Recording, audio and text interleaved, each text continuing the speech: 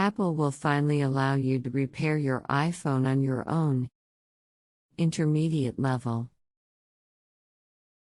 Beginning next year, Apple will allow iPhone customers to fix their own devices. Apple's self-service repair program, which debuted last November 15th, will sell parts for the iPhone 12 and iPhone 13 early next year, with parts for the latest Macs to follow soon.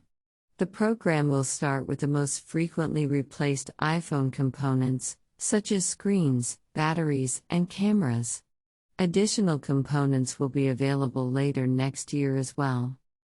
The plan to sell replacement components, which has been requested for years, is intended to provide iPhone owners even more choice if a repair is needed, according to Apple COO Jeff Williams.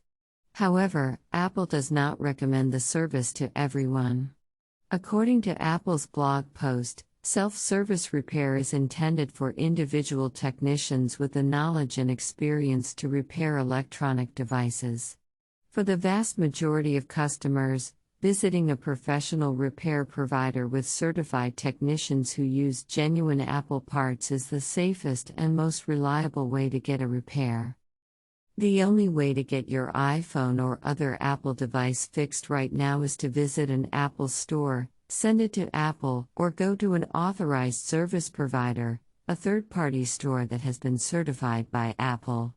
Given Apple's history of opposing legislation that would allow customers to repair the devices they buy, the choice to introduce self-service repair seems surprising.